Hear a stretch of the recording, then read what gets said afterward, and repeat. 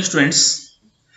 Histological slides में आज हम डिस्कस करेंगे फिश की टीएस यानी विभिन्न भागों से फिश का टीएस का विभिन्न प्रकार की स्लाइड किस प्रकार से होती हैं। मछली के विभिन्न काट यानी TS transfer section of fish through various regions. ये जो फिश होती हैं वो फिश की स्लाइड होती हैं, वो फॉर्मलिन में परिरक्षित होती हैं और उनको कठोर बनाए जाने से निर्देशों से अनुप्रस्थ काट तैयार किए जाते हैं। मछली का जो ग्राणकोश से होता हुआ देह का अनुप्रस्थ काट में उपत्वचा, त्वचा, मायोटोन्स पेशियां, ग्राणकोश, एम्पुला ऑफ लॉरेंजिनी आदि ऊतक व अंग दिखाई देते हैं। इनकी त्वचा उपत्वचा यानी डर्मिस और एपिडर्मिस शल्कों और पेशियों से मिलकर के इनकी त्वचा मिलकर बनी होती है। इस काट में जो है वो उपास्थल ग्रहण संपुट यानी कार्टिलेजिनस ऑल्फैक्टरी कैप्सूल से घिरे हुए ऑल्फैक्टरी सैक भी दिखाई देते हैं। प्रत्येक ग्राणकोश आकार में दीर्घवृत्तीय यानी एलिप्सॉइड होता है और इसमें ग्राणग्राही कोशिकाएं और सहायक कोशिकाएं पाई जाती हैं। ग्रसिका से होते हुए काट में अधिचर्म, त्वचा, मायोटोम पेशियां, ग्राणकोश, एम्पुला ऑफ लॉरेंजिनी आदि ऊतक और अंग इसमें दिखाई देते हैं। इसके पृष्ठ में तंत्रिका रज्जु और कशेरुक दंड दिखाई देते हैं। कशेरुक दंड के ठीक नीचे महापृष्ठ धमनी दिखाई देती है।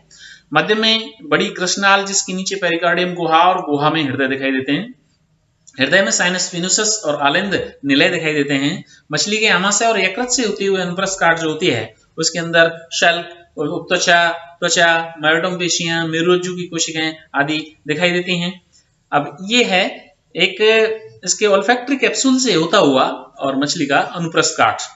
ऑल्फैक्टरी कैप्सूल से होता हुआ अनुप्रस्थ काट में ग्राण क्षेत्र में ये काटा हुआ ये अनुप्रस्थ काट है जिसमें इसमें ये ऑल्फैक्टरी कैप्सूल दिखाई दे रहे हैं। ये इसकी मसल्स हैं और ये इसका इंटेगुमेंट है जो स्किन बनाता है।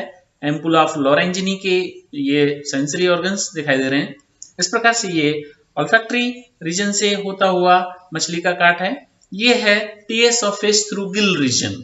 गिल रीजन से होता हुआ काट अगर हो मछली का तो वो किस प्रकार से दिखाई देता है। ये इसमें गिल रीजन से होते हुए इसलिए इसमें गिल्स दिखती हैं। साइडों में ये गिल दिख रहे हैं, गिल पाउचेस दिख रहे हैं, उसमें ये गिल्स दिखाई दे रही हैं और इसके नीचे ये कोराकोइड कार्टिलेज है, ये डोर्सल ऑर्टा है, ये इसकी इंटेस्टाइन है जो ऊसोफेगस होती है। गिल के पास में ऊसोफेगस भाग होता है और ये इंटेस्टाइन के ऊपर डोर्सल ऑर्टा और उसके ऊपर नोटोकॉर्ड, उसके ऊपर स्पाइनल कॉर्ड, क्योंकि इसकी नर्व कॉर्ड जो है वो स्पाइनल कॉर्ड में बदल जाती है। इसलिए ये मसल्स हैं, इसके मसल्स मायोटोम्स ये मसल्स हैं और ये मसल ये नीचे से ऊपर तक पूरे मसल बैंड पाए जाते हैं।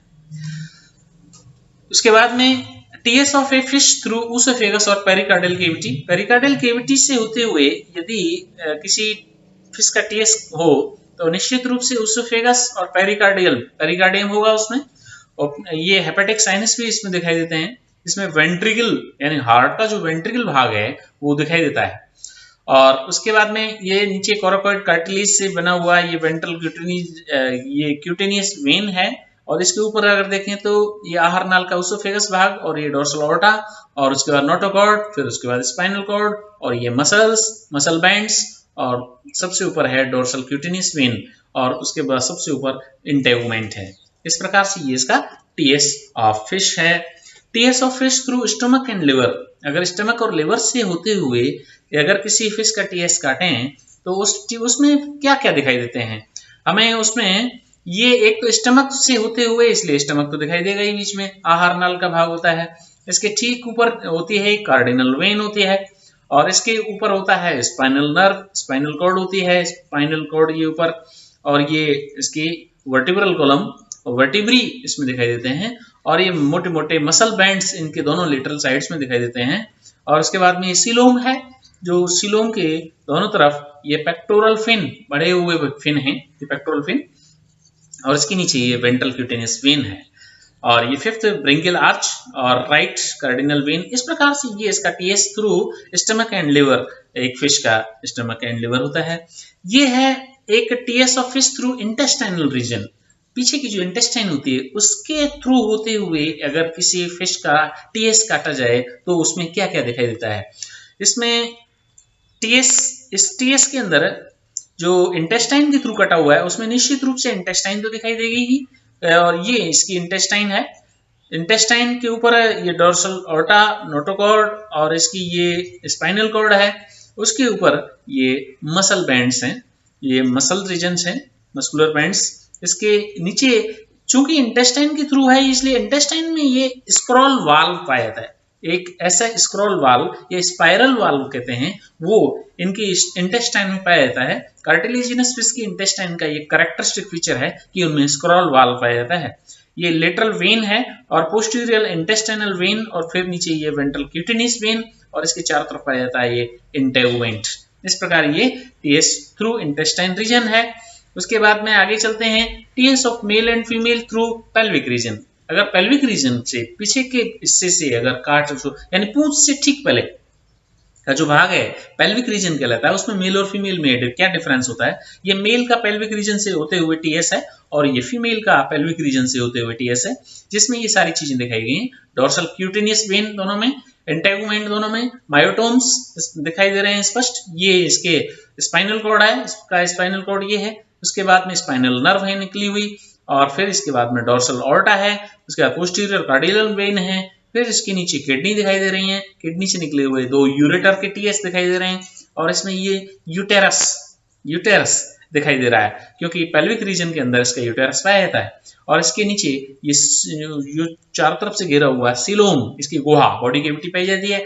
रेक्टम दिखाई दे रहा है और iliac when, cartilage of pelvic when और वेंट्रल क्यूटिनियस वेन, ये सारी चीजें इसमें दिखाई देते हैं जब पेल्विक रीजन से इसका काटा जाता है।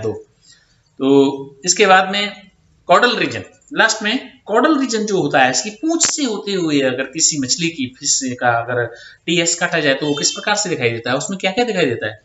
TS of a fish through a caudal region से काटते हुए तो निश्चित रूप से उसमें पूंछ दिखाई देगी और पूंछ दिखाई देने के साथ साथ उसमें और क्या दिखाई देगा, और उसमें आहार नाल दिखाई नहीं देगी। आहार नाल का कोई हिस्सा नहीं होगा क्योंकि पूंछ में आहार नाल, पूंछ से पहले ही आहार नाल खत्म हो जाती है नस पर। तो पीछे के भाग में केवल मसल्स और नोटोकॉर्ड और स्पाइनल कॉर्ड ये चीजें दिखाई दे रही हैं और कॉर्डल वेन दिखाई देगी। कॉर्डल वेन और कॉर्डल आर्टरी दोनों दिखाई देंगी और ये जो मोटे मोटे हिस्से दिखाए गए हैं ये इसके मायोटोम्स हैं या मसल बैंड्स हैं, मसल्स हैं।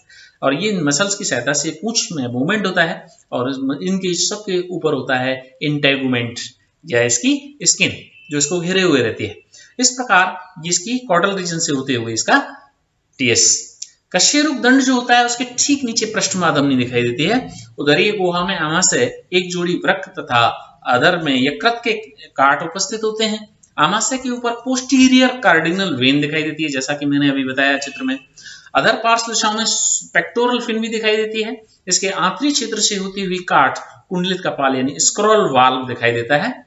इसके मध्य में तंत्रिका रज्जु और कशेरुक दंड दिखाई देते हैं। कशेरुक दंड के ठीक नीचे पृष्ठमाधमनी दिखाई देती है।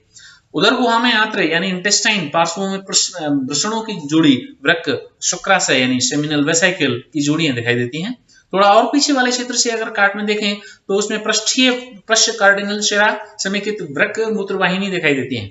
मूत्रवाहिनी के नीचे दो परस्पर समेकित गर्भाशय दिखाई देते हैं और एक मध्य में मिसेंट्री के द्वारा निलंबित छोटे मलाशय का काट समेकित गर्भाशय के नीचे दिखाई देता है। आधार भाग में पेल्विक फिन के अंतः कंकाल की एक जोड़ी उपास्थियों के काट भी उसमें दिखाई देते हैं। पुष्ट क्षेत्र से होते हुए काट में इसकी त्वचा, उपत्वचा यानी डर्मिस और एपिडर्मिस शल पेशियों से मिलकर के इसकी बनी हुई है। मध्य में मेरुरज्जु के घिरे हुए कशेरुक काट दिखाई देते हैं और ये सब इसमें हमने उसमें चित्रों में एक एक करके उसका वर्णन किया ही है।